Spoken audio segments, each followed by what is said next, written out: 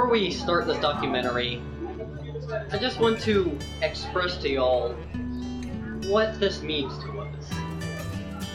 We found out things about Mr. Crawford that just kind of put him, shows him in a new light, a way we've never seen him before. And I hope that in this documentary we captured that. We captured the essence of that. So, what I hope I'm guessing is that after you watch this, you'll understand that Mr. Crawford's, just a simple guy, just a world history teacher, trying to teach us everything about world history, from when God created it in 0 AD till present day. And I think that is what is most important. Over and out. God bless America.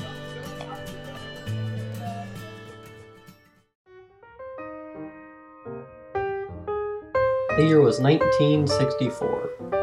The Crawfords had just received a new member of their family, little Adam Crawford. Mr. Crawford's family is from Grangemouth, Scotland, which is widely known for their world-famous nuclear facilities. Mr. Crawford's father worked at a nuclear plant in the town and was thus able to provide for his rather large family. At age 5, Mr. Crawford was enrolled in the local elementary school, where he quickly gained an affinity for the studies of history.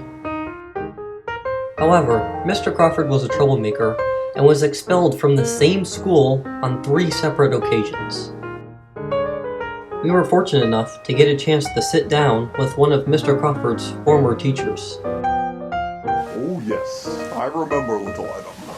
He could be a real charmer, but most of the time, he was a little bit.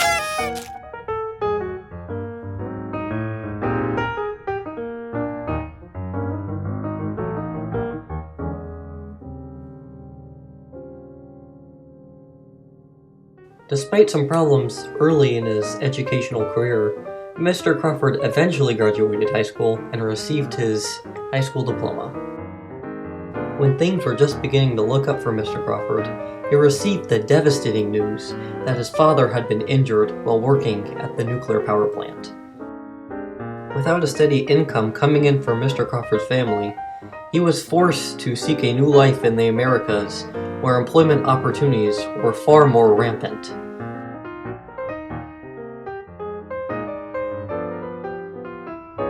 Mr. Crawford was able to get into Penn State. However, to pay for his education, he had to study by day and work as a coal miner by night.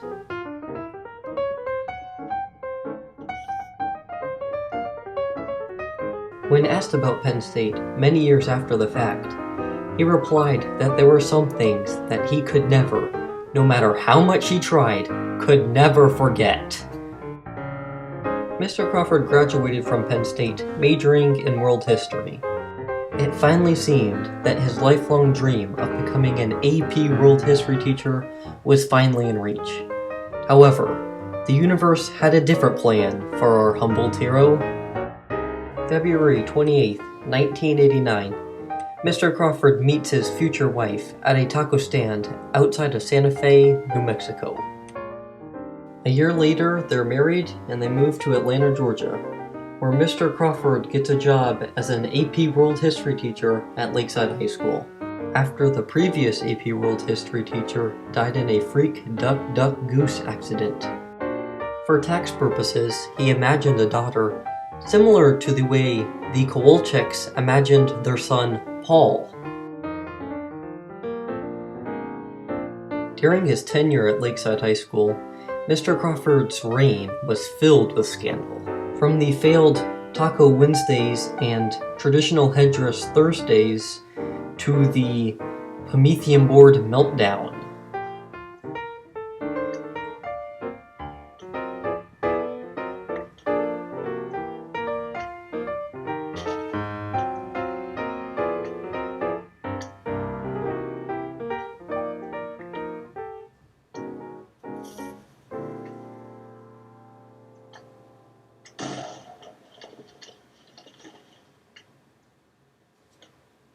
We got the incredible once-in-a-lifetime chance to interview Mr. Crawford's fellow teachers and students. 1962, he was awful. He used to lock people up, take away their lunch money, he'd go in their houses and rearrange all of their furniture.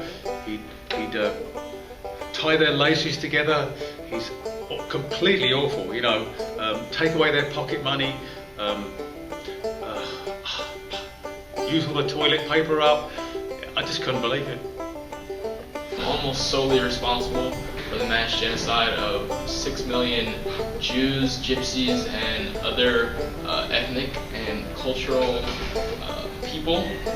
He reminds me of a potato. At the time that this documentary was made, Mr. Crawford still worked at Lakeside High School. However, there are rumors that he plans to run across the country and then settle down with his longtime love interest Jenny in Greenbow, Alabama.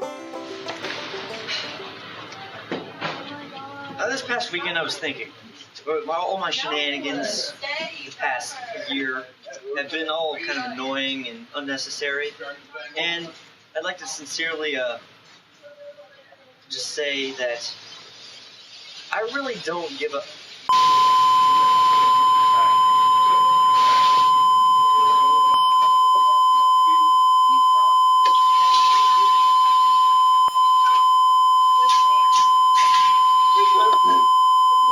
with a knife.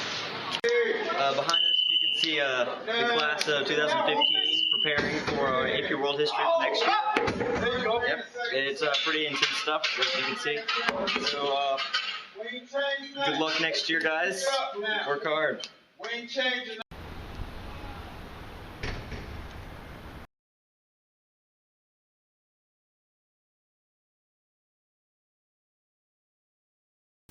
A great Indian uprising took place under the leadership of Jose Gabriel Condor Canqui, known as Tupac Amaru. Tupac was later killed and then resurrected. Tupac Amaru led a rebellion against bad government, white people. And Russia was sometimes called the land down under.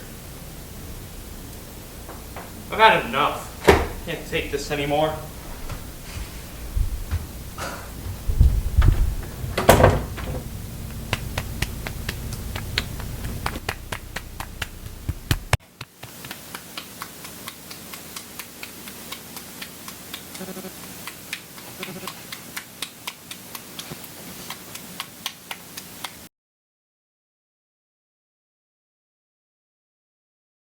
Mom believes in Allah, so y'all better holla!